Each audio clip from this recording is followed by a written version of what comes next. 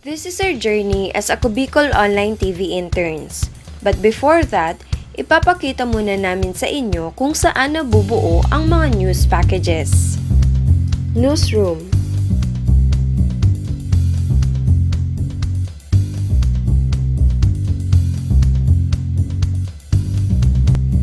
VO Room,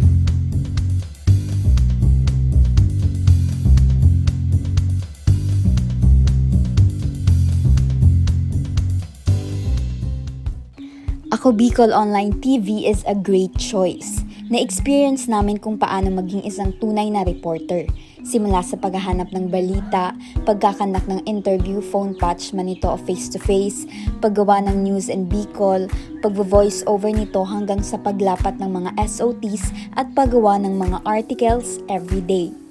Honestly, hindi ko pa masyadong gamay ang pagbibicol since I am from Masbate. Pero because of Ako Bicol Online TV, kahit mga malalalim na words ay natutunan ko.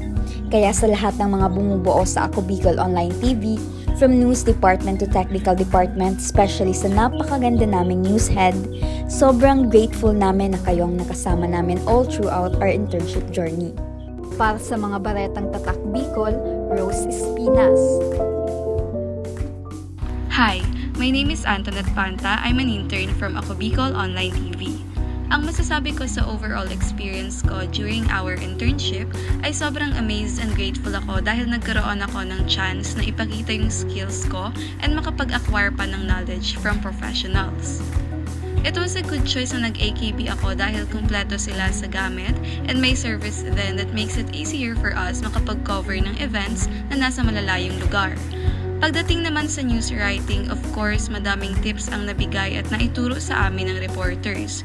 We were also given the chance na ipakita ang galing namin sa pagsusulat at paghahatid ng balita. To Ako Bicol Online TV family, I am truly blessed to be once part of your company. Thank you. Para sa mga baretang tatak Bicol, Antoinette Banta. Hi everyone, I'm Camille Archaga, intern of Ako Bicol Online TV. It was a privilege and grateful to be part of Ako Bicol Online TV family. Super ganda na experience ko because they were able to provide quality training during my internship period at kompleto sila sa lahat ng gamit. They allow us to experience the reality in the media world industry and being a media practitioner.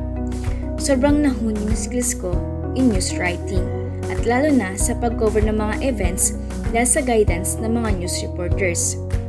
All of their wisdom will always remain in my mind and heart, and I genuinely relish and cherish it as I go along my journey. All the memorable moments during the internship will be kept and treasured. Thank you so much, Ako Bicol Online TV family. Para sa mga baretang tatak Bicol, Camille Archaga. I am Leia Molar, also one of the Ako Bicol Online TV interns. I am grateful and blessed sa naging experiences ko during the internship. Not only dahil sa kompleto ang mga gamit from cameras and everything, pero dahil din sa guidance sa amin ng reporters and ni Ma'am Jen. Marami akong natutunan and improvement in a short period of time, especially when it comes to news writing, voiceovers, and news gathering. Again, we would like to thank Ako Bicol Online TV family for welcoming and supporting us. Para sa mga baretang tatak Bicol, Leia Molar. Para sa mga baretang tatak Bicol, Camille Archaga. Rose Espinas. Antoinette Banta. we are the Ako Bicol